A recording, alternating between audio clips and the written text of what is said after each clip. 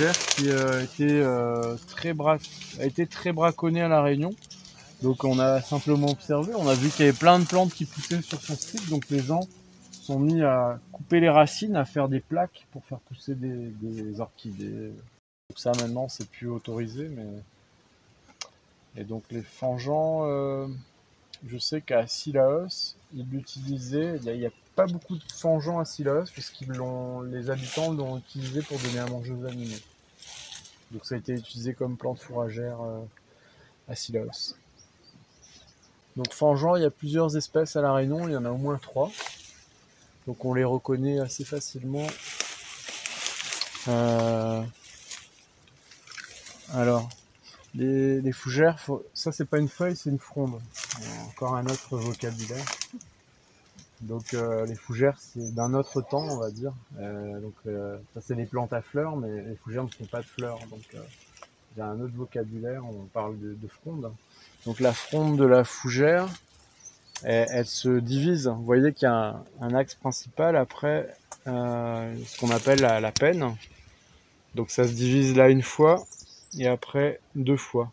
Sur la penne, il y a encore une autre division qu'on appelle la pinnule.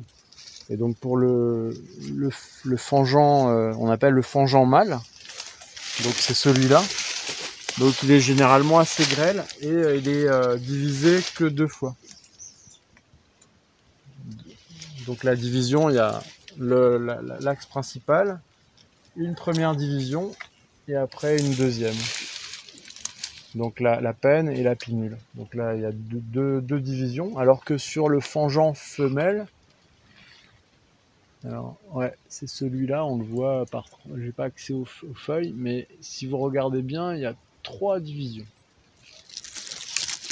Donc il y a l'axe principal, il y a une première division, un penne, et une deuxième division, et il y a une troisième division. Donc là c'est un bel exemple parce que vous voyez 2 espèces de fangeants l'une à côté de l'autre.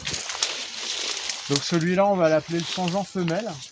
Donc les Réunionnais l'appellent femelle parce que les femelles plus larges, voilà. Et le fangeant mâle, c'est celui-là parce qu'il est grêle. Donc c'est pas une histoire de mâle-femelle, hein, c'est 2 espèces différentes. Donc il y en a un qu'on appelle le Cyathea borbonica et celui-là c'est le Cyathea excelsa.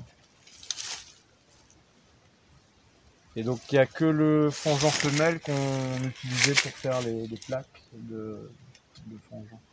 Le fangeant mâle, il fait pas ce renflement de racines à la base.